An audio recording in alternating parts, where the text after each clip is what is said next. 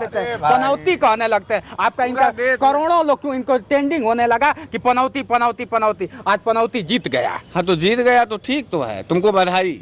बधाई तो रहबे करेगा। आप भी तो जाते हैं ओबीसी एससी एसटी। हाँ तो हम लोग तो उनकी, हम तो पूरे देश की बात करते हैं, तुम तो एक समुदाय की बात करते हो, तुम एक रंग की बात क्या मतलब बीजेपी सवाल पूछ रहे हैं उसका हम जो कह रहे हैं उसका हम सवाल पूछेंगे, हम सवाल पूछेंगे। आप बताइए, आप बताइए कि सिर्फ जनरल से जीत जाएगा बीजेपी? जनरल से नहीं, आप सिर्फ एससी और ओबीसी के बढ़ाई कितना दिए हो, कितना दिए हो? हाँ कितने आप मुख्यमंत्री देख नहीं रहे? गणना कल हुआ नहीं देखे क्या? बात सुन पूरा बैठ के आप देखते तुम थे। बात नहीं समझ पा रहे हो पत्रकार।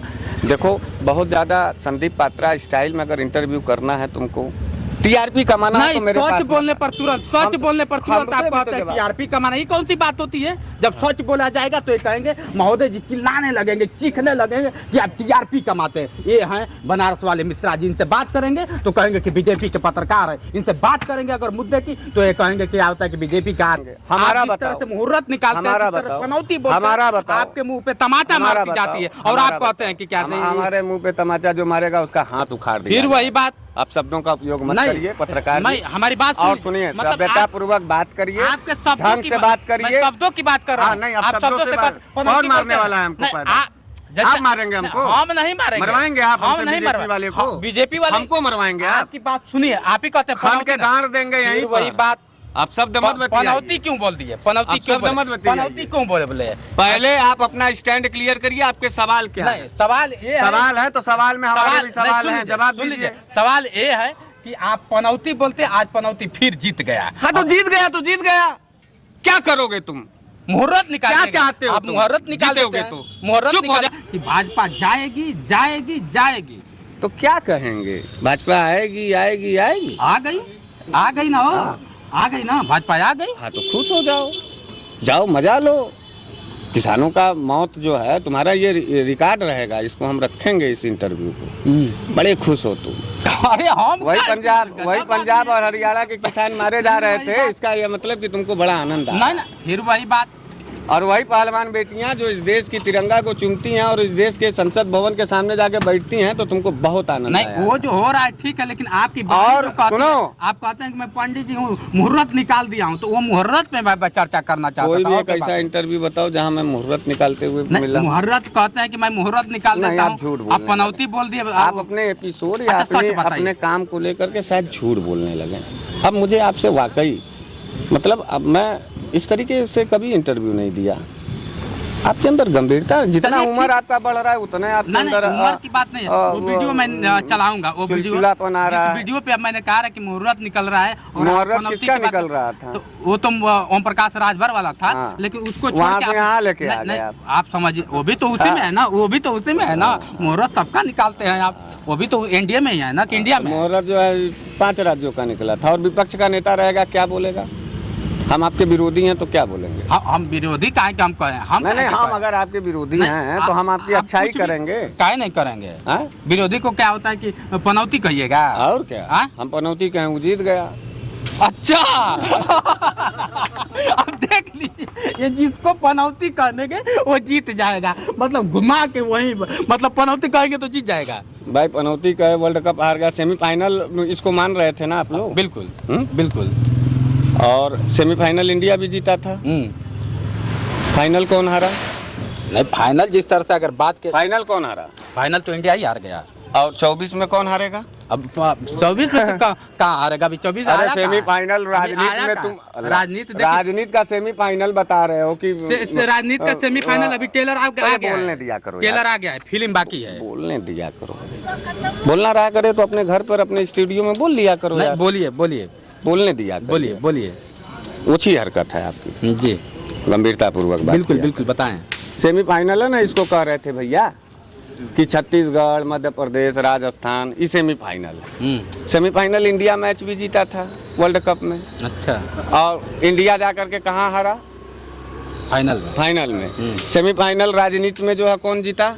भाजपा। कौन जाकर के फाइनल में 24 में हारेगा? ये कैसे? अब भविष्यवाणी फिर करेंगे, फिर भविष्यवाणी करेंगे, फिर भविष्यवाणी करेंगे। यही मतलब है। अच्छा, फिर भविष्यवाणी का ये मतलब है कि स्वतंत्र पत्रकारिता नहीं करते। नहीं, इसका मतलब कि फिर भविष्यवाणी आप करेंगे।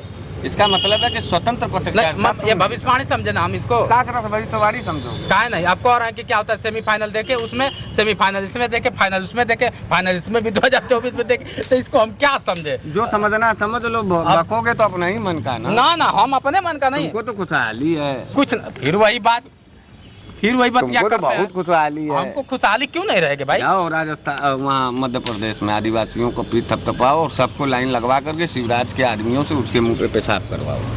यही तस्तीज और यही संदेश देना चाहते हो ना। 2024 हम लोग उत्तर प्रदेश में बने हैं और यशस्वी के प्रधानमंत्री क्षेत्र है, संसदीय क्षेत्र में बैठे हुए हैं। यही हालात बनारस में किसकी सरजमी है? स्वर्गीय राजनारायण जी का सरजमी है। यहाँ प्रधानमंत्री को हराया जाता है।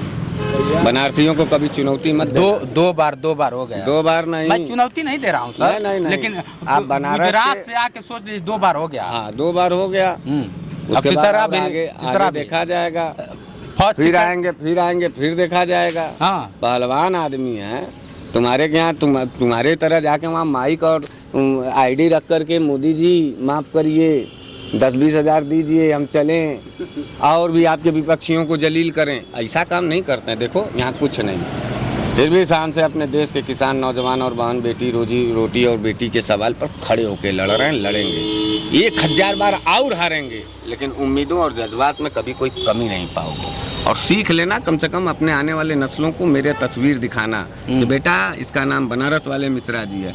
जब सारा जमाना एक क्रूर तानाशाह के सामने माथा टेक दिया था, यहाँ तक कि तुम्हारा पापा भी यानी तुम भी बोलता भी, ये आदमी हमसे भी लड़ता था और पूरे देश से लड़ता था। बिल्कुल। तो इस जज्बे को हम लोग नए नस्लों को देने के लिए हैं। और वैसे तो तुम है हो 5 किलो के अनाज खा ही रहे हो, क्या दिक्कत है? खाओ, वैसे तो कुछ है नहीं। वो तो नून का दवाई दे रहे थे, नमक का दवाई दे रहे थे, चने का दवाई दे रहे थे। आराम करो, खाओ, क्या दिक्कत है? जनता किसी को कोई दिक्कत नहीं होता है। आप भी एक जनता में आते हैं, आपको दिक्कत होने लगती है। हम विपक्ष, हम नरेंद्र मोदी की विचारधारा के नहीं है। हम हमेशा ललकार के आपसे कर रहे हैं। हम वो पूरा देश नहीं, पूरा विश्व जीत जाए, पूरा दुनिया उनके सामने माथा टेक देगा। बनारस वाला मिश्रा जी अपने माटी के पहचान को कभी नहीं। बनारस तर्क की राजधानी है, बनारस तेवर की राजधानी है, बनारस जो है कि जज्बात की राजधानी है, बनारस एकदम शानदारों की राजधानी है। हम कोनो अंजाब पंजाब से आए हैं क्या कि सरकार देखते माथा टेक देंगे? अच्छा देख लीजिए, हम बनारसी मतलब कुछ नहीं कहे, बनारस से हो के बनारस कोई आएगा उसको वोट दे सकते हैं, लेकिन फिर क्या होता है उस पर चर्चा करेंगे तो कहेंगे कि हम बनारस के हैं। गुजरात से आके आदमी, अरे हमारे क्या ये बाबा भोलेनाथ की नगरी है, भिखारियों को दान दिया जाता है। अच्छा, तब भीख मांगा था कि नहीं मांगा था? 35 साल भीख मांगा था कि नहीं? अब कहो कि नहीं तुम्हारा स्वाभिमान टकराने लगा। कह रहे हैं मोदी जी को चल पड़ा तिल मिला तुम रहे हो। वो भीख मांगा था कि नहीं? बोलो ना, हाँ या ना? वो तो माँ गंगा ने बुलाया था। भीख मांगा था कि नहीं? माँ गंगा जी बुलाई थी, क्या बात नहीं स्वीकार कर नहीं, और हम कैसे वो भीख मांगे थे कि नहीं? गंगा ने, भाइयों बहनों, माँ गंगा ने बुलाया है। अरे भाई ठीक है, माँ गंगा ने बुलाया तो माँ गंगा ने उनको स्वीकार भी किया। ठीक, भीख मांगे थे कि नहीं? कह रहे थे कि हम 35 साल भीख मांगे हैं, ये कहे थे कि नहीं? नहीं कहे थे? बोलो तो हम कह दें कि नहीं कहे थे। नहीं आप बताइए। अरे हम क्या बताएं, पत्रकार तुम, टीवी। माँ गंगा ने बुलाया था उनको, भीख मांगा था कि नहीं? 35 साल वो आदमी भीख मांगा था कि नहीं अपने जीवन में? हाँ या ना बोलो। अब वो तो कहते हैं, लेकिन हकीकत क्या है? कोई देखा थोड़ी। आप देखे हैं चाय बेचते हुए? आप देखे हैं क्या? हम देखे हैं, चाहे कौन देखा है? मतलब वो झूठ बोलता है, मतलब चाय भी नहीं बेचा, भीख भी नहीं, तुम्हारी ही बतिया तब मान लें। इसका मतलब वो पढ़ा लिखा भी नहीं है, फर्जी डिग्री दिखाया। तुम्हारी बतिया माने, कौन सा माने? पहला वाला माने कि दूसरा वाला माने? तुम ही बताओ। अब देख लीजिए, हाँ देख लीजिए, देख रहे हैं सब। और क्या होता है कि इन्हीं की वजह से हमेशा हंस नहीं रहे हैं। हंस रहे हो, हंसोगे का? हमारी बतिया सुनिए, इन्हीं की वजह से हमेशा 2 बार जीते हैं, तीसरी बार भी मोदी जी भीख मांगे थे कि नहीं? अरे भीख मांगे तो आप ही जैसे लोग दे के जिता भी तो दिए। अरे तो ये कहो ना कि हम जनता राजा होता है, दिए भीख उसको, भीख मंगे को, फिर आएगा फिर दे देंगे, क्या दिक्कत है? अब देख लीजिए, अब जिस तरह से चुनाव को लेकर आप बात कर लिया जाए तो इनकी प्रतिक्रिया हमेशा उल्टा रहती है। लेकिन सदैव अगर बात कर लिया जाए, अब तो भैया फाइनल में जो होगा सो देखा जाएगा। इन्होंने भविष्यवाणी भी कर दिया है कि फाइनल में देख लेना, जैसे क्रिकेट में देखा वैसे राजनीति में भी देखा। सेमीफाइनल में क्रिकेट जीता और फाइनल में हार गया। इनका सीधा तथ्य है कि राजनीति में भी वही होगा। अभी सेमीफाइनल चल रहा है और फाइनल में दिखा दिया जाएगा। अच्छा, एक बात और सुन लो, पिछला चुनाव सन 2018 का, जहाँ जहाँ सन 2018 में मध्य प्रदेश में कांग्रेस जीती, छत्तीसगढ़ में कांग्रेस जीती, राजस्थान में कांग्रेस जीती, याद होगा। बिल्कुल बिल्कुल। जहाँ जहाँ 18 में कांग्रेस जीती, फाइनल जाकर के 19 में वो हार गए। इसको सेमीफाइनल कह रहे थे लोग। तर्क को समझिए। बोलिए बोलिए बोलिए। 18 में राजस्थान भी जीती कांग्रेस, मध्य प्रदेश भी जीती कांग्रेस, और छत्तीसगढ़ भी जीती कांग्रेस। लेकिन 19 में जाके कांग्रेस सरकार नहीं बनाती है, हार जाती है।